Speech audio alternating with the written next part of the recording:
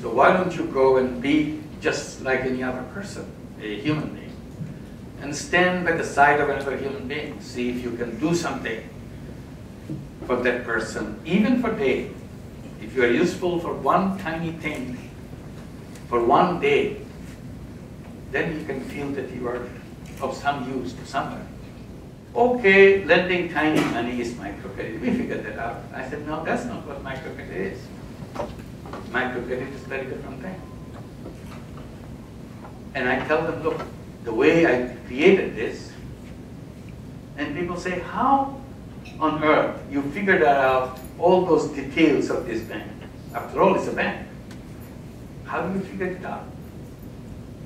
Do you do a lot of research? I said, no, I hate research. I don't do it.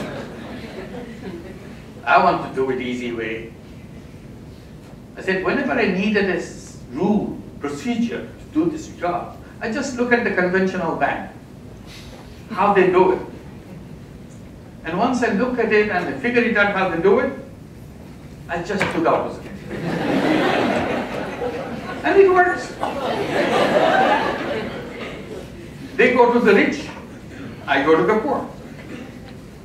Very simple. You don't have to think too much. They go to men, I go to women. They go to the city center to the banking, I go to the remote village. The name Grameen Bank means village bank.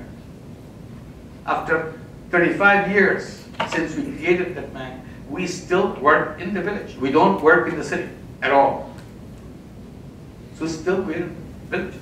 So it's a reversal of the conventional banks. Conventional banks are owned by rich people. You never heard of it, poor people owning a bank. It doesn't happen. So we reversed that. We made this bank owned by poor people. This is a big bank now, but it's still owned by poor people. The borrowers are the owners of the bank. And as I was doing microcredit in Bangladesh, I saw lots of problems. And I tried to address that by creating business out of it. And every time I see a problem, I create a business to solve it. But I had no intention of making money out of those businesses. I created more than 50 different companies to solve those problems. And they work beautifully. And I see that this is the new kind of business. It's not the traditional kind of business where you do business to make money. These are the business to solve problems. And then I started becoming more vocal about these kind of business. I started calling them social business. This is new varieties of business. It's a non-dividend company to solve problems. I said, include the whole human being into the picture. A human being which wants to make money, who is selfish, takes care of himself. Also, the same human being is simultaneously selfless, want to help other people, want to change the world.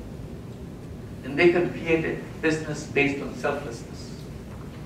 Selfish business, everything is for me, nothing for others. In selfless business, everything for others, nothing for me. And that's what I'm calling social business. And we created many of those social businesses. Now it's becoming more and more popular. Many universities creating social business chairs, many creating social business centers, institutes. Young people love this idea because they now feel that they have the power to change the world by using the idea of social business. Charity is another one. Charity is a very great idea which is coming to us for many, many years. But one of the problems with charity is not replicable. You cannot go on adding again and again because you need fresh money all the time. And money cannot come as a free donations all the time. If you can transform this into a business model, then it becomes self-fueling engine. It runs by itself. You don't have to touch it anymore. It keeps on moving. Charity dollar has only one life. It works once. It never comes back. But if you transform this idea into a social business idea, then it keeps coming back. You spend it, coming back. You spend it, it comes back. So it's a perpetual machine. Human creativity is simply unlimited. If you put all the human creativity dedicated to solve the problem, I don't think any problem can exist in this world. And that's the power of human beings. And that's what we're trying to address, particularly talking to the young people. They have the power. They can change the world. And we are waiting for that. Thank you very much.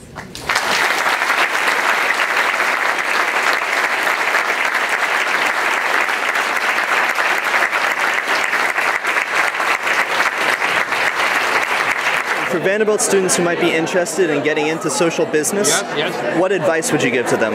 Well, just to look at what social business is, what is being done. We hold Social Business Summit every year. This year it will be in Vienna, November 8 through 10. And you can come, those of young people come, participate, present their ideas about social business, designs of social businesses and so on. Academic professors come, and CEOs of big companies that are working with social business, they come. So this will be a good forum.